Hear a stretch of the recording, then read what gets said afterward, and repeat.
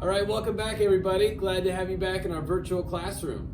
Today, we're gonna deal with opposites. If you take a look at my board, I've given you a few examples of some opposites. This is the one we're gonna focus on, but I'll save that for last. Up on the top, this picture has been flipped, which means the white tree is now black and the black background is now white. If we look on the right side, we've got a really tall giraffe and we've got two really short monkeys. So we could say that tall and short are opposites. This is the focus of what I want us to think about. Yin and yang. If you've ever seen the yin and yang symbol, you know that those are opposites. But if we pay closer attention, this is actually going to teach us our entire lesson today. If we look at our black side and our white side, even though they're opposites, when they come together, they make a nice big zero. Now, I know that that's probably not the reason that they made the yin and yang symbol a circle, but it's going to connect what we're going to learn about today to a visual. Best way to learn math, right? What I want you to do now is I want you to pause your video after I go through my instructions. You're going to make a list of things that you think are opposites. So on your paper, write down as many things as you can think of that would be opposites. Go ahead and pause your video and feel free to add any of your examples into our chat box.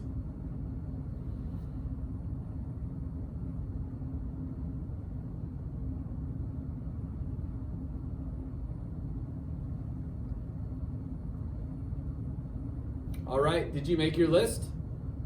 Let's see what we can come up with. I've given you a few of the ones that popped up in my head. We've got up and down, we've got left and right, we've got a plus and a minus, or a positive and a negative, however you want to look at that. We've got right and wrong, we've got good and bad, white and black, positive and negative. If you came up with something different, feel free to add it into that chat box. Take a look at what we've got on the board. I have 8 different numbers. We're going to use what we just learned to try to see if we can connect it to our math. So I have a positive 3. What would be the opposite of a positive 3? I know that a negative is the opposite of a positive. And if I go up 3, the opposite would be going down 3. So I want you to see if you can use that same theory to finish the rest of these 7 numbers and find their opposites. Go ahead and pause your video. We'll come back in a second.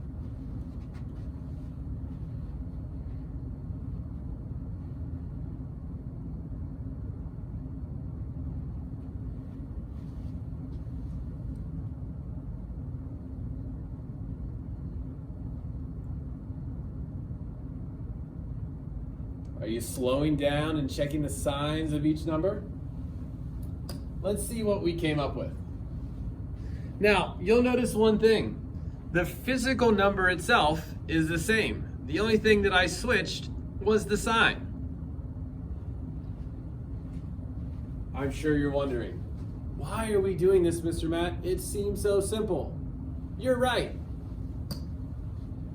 Here is our math vocab for today. Additive inverses. That is a fancy way for saying opposites. That's all it is. Like we talk about all the time, math uses this difficult, super knowledgeable sounding vocabulary words to explain things that are pretty simple to us. One thing I want to make sure that we understand. When we put opposites or additive inverses together, they combine to make 0. Remember that yin and yang symbol we just talked about a couple minutes ago? Exact same thing. So if I have a positive 14, the additive inverse would be a negative 14. If I go 14 steps this way and then come back 14 steps this way, I'm going to be right where I started. Same thing. Don't let that fraction scare you. Positive 2/3 would have an additive inverse of negative 2/3. The last example, if we start with negative 4, or let's think of it this way, you owe somebody $4 and then you pay them that same $4, now you're back to even.